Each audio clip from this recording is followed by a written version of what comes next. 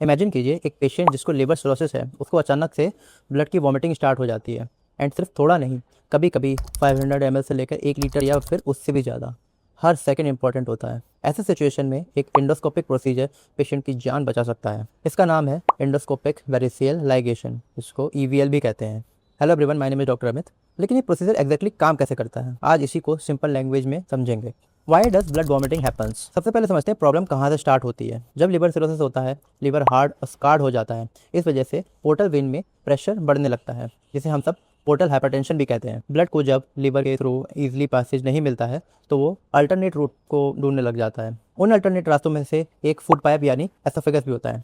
यहाँ की वेंस धीरे धीरे बैलून की तरह फूल जाती हैं।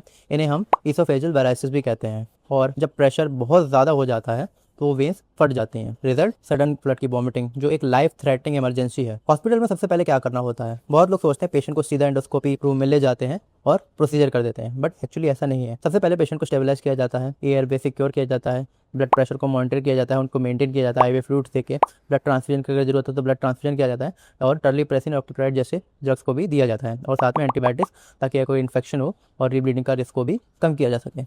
पेशेंट स्टेबल होने के बाद इमरजेंसी एंडोस्कोपी की जाती है। तो जानते हैं EVL एक्चुअली होता कैसे है। अब आता है सबसे इंटरेस्टिंग पार्ट। एंडोस्कोपी के टिप पर एक स्पेशल ट्रांसपेरेंट कैप लगाया जाता है, जिसमें छोटे छोटे रबर के बैंड्स लोडेड होते हैं। डॉक्टर ब्लीडिंग वाली वेंस को आइडेंटिफाई करते हैं, उस वेंस को सक्शन से कैप के अंदर खींचा जाता है और फिर एक रबर बैंड से रिलीज कर देते हैं, बिल्कुल वैसे ही जैसे एक बलून के माउथ को टाइटली बंद कर दिया गया हो। जैसे ही बैंड लग जाता है, उस वेन की ब्लड सप्लाई बंद हो जाती है एंड वेन धीरे धीरे श्रिंक करने लग जाती है। क्लॉट बनता है और कुछ हफ्ते बाद वो वेन फाइब्रोसिस के साथ हील हो जाती है। तो क्या इस प्रोसीजर में पेशेंट को पेन होता है या नहीं? ये सबसे कॉमन क्वेश्चन है। ये प्रोसीजर यूजुअली सेडेशन के अंदर होता है। मोस्ट पेशेंट को प्रोसीजर के बाद याद भी नहीं रहता।